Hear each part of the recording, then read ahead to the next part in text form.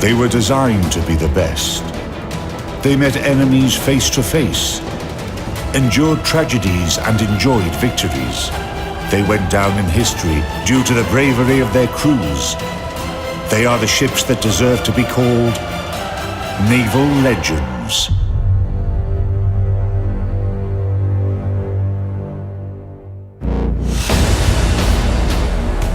In this episode, Battleship Iowa, a trump card that was never played.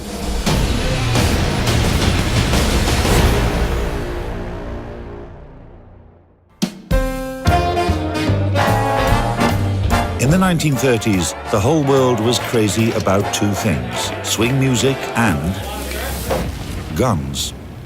The passion that politicians and industrial moguls showed to the latter had all the signs of gigantomania.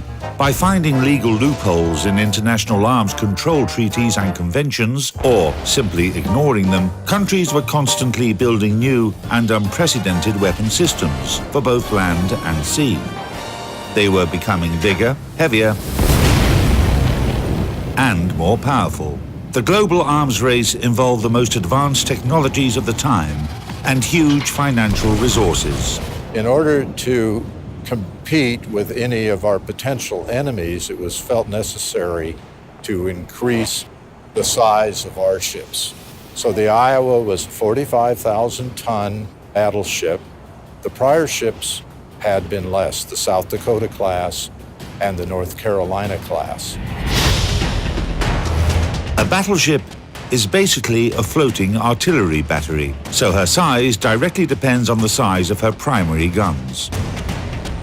The 16-inch main batteries on Battleship Iowa, of which there are three turrets. Each turret has 3 guns. So everything about the ship design is structured around being a platform for the 16-inch guns. It's like small arms. There is a common misbelief that the pistol is designed first and then the cartridge. No, the Defense Ministry always orders the cartridge. The same for ships. The enemy has 15 inches and 12 inches. Let's make 16 inches because we already have some of the technologies. But let's not make it 40, but 50 calibers long. And they made a 16-inch gun. So the ship was built to carry this particular gun. Key specifications of Battleship Iowa. Total displacement, 57,540 tons. Length, 887 feet, 6 inches. Beam, 108 feet, 3 inches. Draft, 36 feet, 1 inch. Armament. Primary armament, 9 Mark 7 guns in 3 triple turrets. Caliber, 16 inches. Maximum range, 24 miles. Dual-purpose artillery, 20 Mark 12 guns in 10 coaxial Mark 28 turrets. Caliber, 5 inches. Anti-aircraft armament, 19 quadruple Bofors guns. 52 Oerlikon Mark 234 autocannons. Air group, 3 Vought OS-2U Kingfisher floatplanes. During construction, Iowa's armor was declared higher than it actually was in order to mislead the enemy. The real specifications are as follows. Main belt, 12.1 inches. Main turrets, 7.2 to 17 inches. Conning tower, 7.2 to 17.3 inches. Main armor deck, 6 to 7 inches. Iowa has the most powerful power plant among battleships. 4 geared turbine engines with 8 turbines produced by General Electric, 8 boilers produced by Babcock and Wilcox. Power, 212,000 horsepower. Maximum speed, about 33 knots. Cruising range, about 20,000 nautical miles at a speed of 15 knots.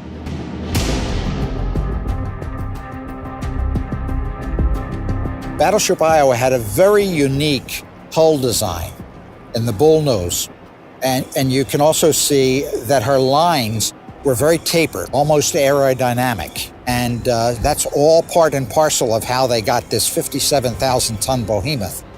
up to a speed of 33 knots, which is very, very fast and almost, you could say it's almost powerboat speed, very, very unusual for a warship.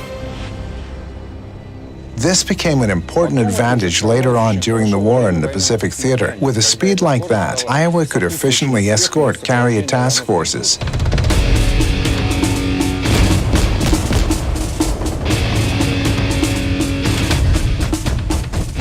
They put about 140 20-millimeter and 40-millimeter anti-aircraft guns on the ship, and the carriers loved them because they were able to protect the carrier. When Iowa was still under construction, the Americans realized that she would play a secondary role in battles against the Japanese fleet. Aircraft carriers were becoming the main striking force of the Navy, but a giant like Iowa played a worthy role in the World War II. Battleship Iowa was commissioned in early 1943. Its first mission was to go north. Naval intelligence felt the Tirpitz, the German battleship, may be coming into the North Atlantic. The battleship Iowa was sent on an early mission north to block the Tirpitz.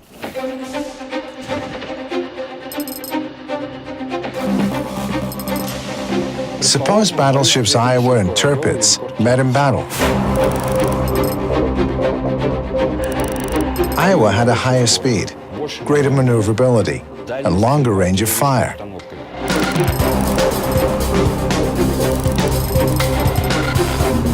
Tirpitz would be trying to get in close to Iowa, and Iowa would be looking to keep away, maneuvering and firing at Tirpitz from a great distance. Iowa would have definitely won this battle.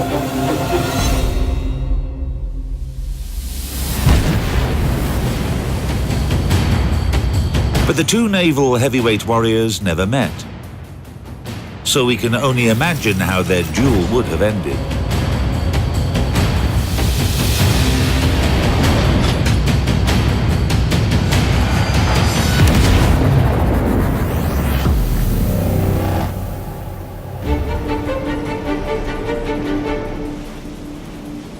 Then, on their second mission in October 12th of 1943, was to accompany, or I should say, carry Franklin Roosevelt across the Atlantic to North Africa. From there, he went on to visit with Churchill and Stalin in the Tehran Conference. Roosevelt was on board the ship for 15 days. When President Roosevelt came on board, the first thing he saw was Vicky. Now, the first captain, Captain John McCrae, brought little dog home one day, and his wife looked at the dog and said, "Get that thing out of here." So the Captain McCrae took the dog and brought him on the ship. And President Roosevelt asked, "Who is this little dog?" And Captain McCrae said, "Well, that's our little ship's mascot named Vicky." So Vicky spent the whole 15 days of the Roosevelt passage in the cabin with Roosevelt. He would play tricks. While he wasn't very good as a sailor, he was very good as a dog, and Roosevelt really enjoyed Vicky.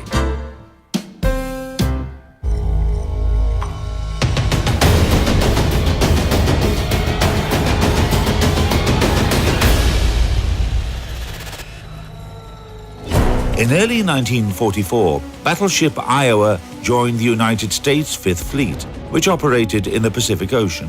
By that time, US forces were already attacking Japanese positions on various islands.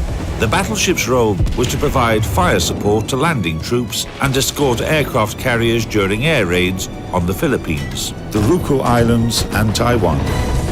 The ship crisscrossing across a lot of these small islands that are really forgotten now. At one point, they went up to support MacArthur's landing in the Philippines at Leyte Gulf. Unfortunately, they went the wrong way at Leyte Gulf and chased a Japanese carrier force that was really a decoy for the landing.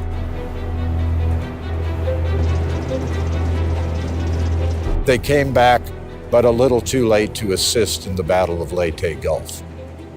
They missed that one opportunity to maybe have had a contact with the Yamato.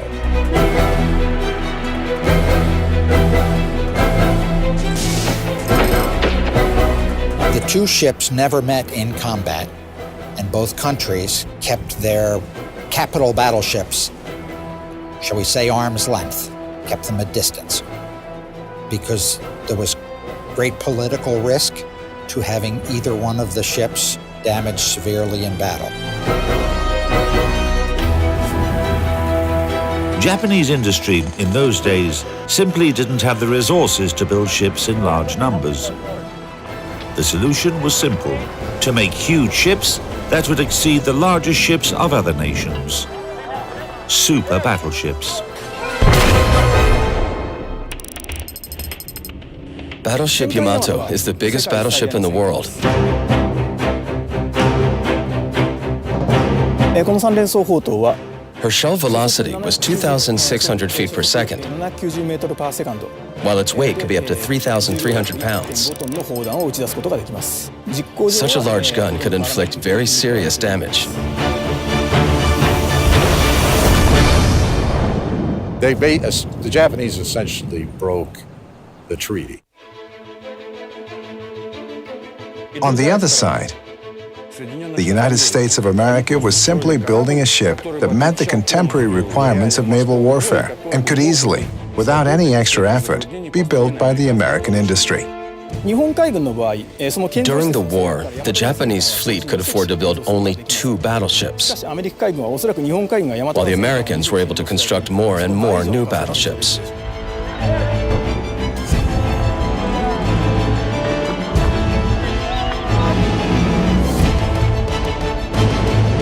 The Americans were simply building another ship, and she turned out to be a good one.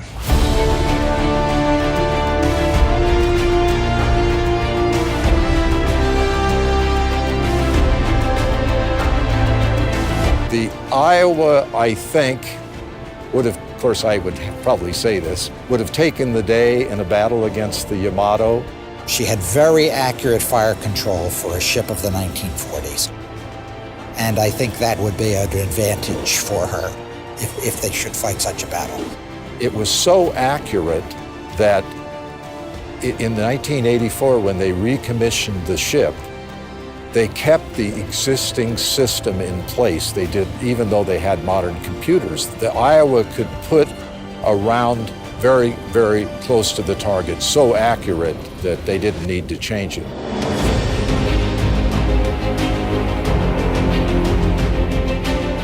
Iowa 級は大和川戦艦にとっておそらく最悪の敵になるでしょう。 Iowa was the most dangerous enemy for a Yamato. 級をもってしても2万メートルから3万メートル If they had met at a range from 66,000 to 98,000 feet, especially in a one-on-one fight and in fine weather, Iowa would have no chance of winning. アイオワ級は大和川戦艦に対して悪天候 However, thanks to better radar, Iowa could fight in bad weather and at night. そして正確なレーダー射撃 Powerful guns, high speed, and precise radar made Iowa a formidable adversary. If these two battleships had fought each other, the victory would depend completely on the battle conditions. We could get in quick and fire, but then there's always the lucky shot.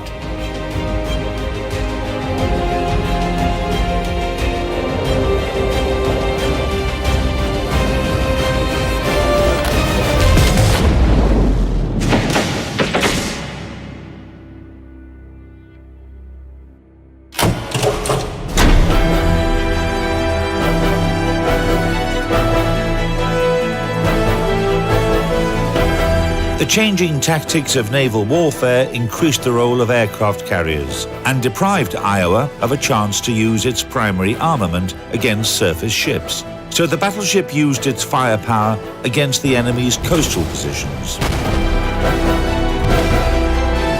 On August the 29th, 1945, when the war was virtually over, Iowa stood side by side with her sister ship Missouri and entered the Tokyo Bay as part of the occupation force. We were next to our sister ship, the Missouri, and the Missouri, of course, is where Douglas MacArthur accepted the final surrender of the Japanese.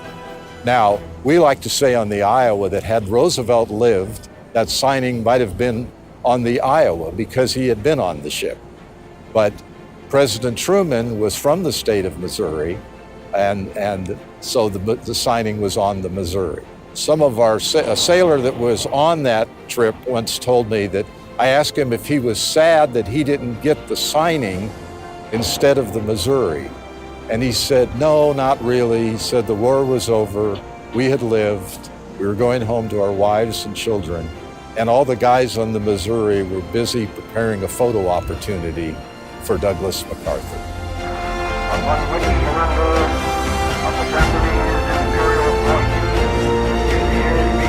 At the end of the war, we brought back a large number of American POWs, Japanese prisoners of war, and we brought them home and sailed through the Golden Gate Bridge, and the war was over.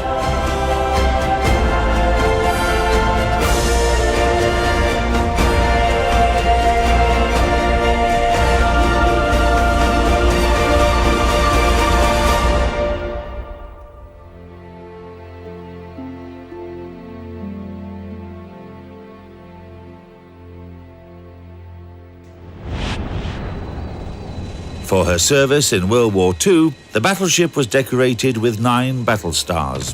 In 1949, Iowa was decommissioned into the reserve fleet, but 2 years later, she was recommissioned and sent on a mission to the coast of Korea. The battleship returned home with 2 more battle stars. From 1958 to 1984, Iowa was kept in reserve, and after modernization, she returned to active service again. However, the event that took place in the late 1980s showed that battleships can also sustain losses outside of wartime. On April 19th, 1989, the biggest tragedy that ever struck this ship occurred. The ship was about 400 miles or so north of Puerto Rico. As I understand it, they had loaded the shell in the number 2 turret, rammed in the powder, and they were about to close the breach when something happened.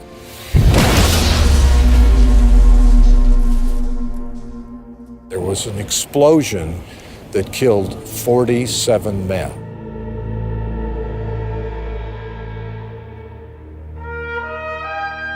It was by far the biggest loss of life on the ship.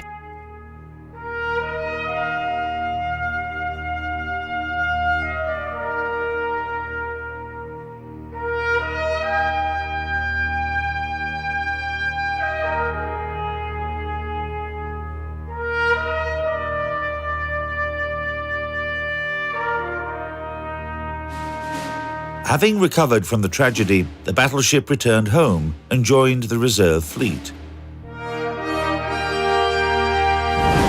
In 2001, 58 years since her launch by the New York Naval shipyard, after she had crossed tens of thousands of miles and fired thousands of shells at the enemies, battleship Iowa was berthed in the port of Los Angeles. She's unique because she did have 3 careers in the Navy, World War II, Korea, and the 1980s. And then now she's on her 4th career as a museum ship.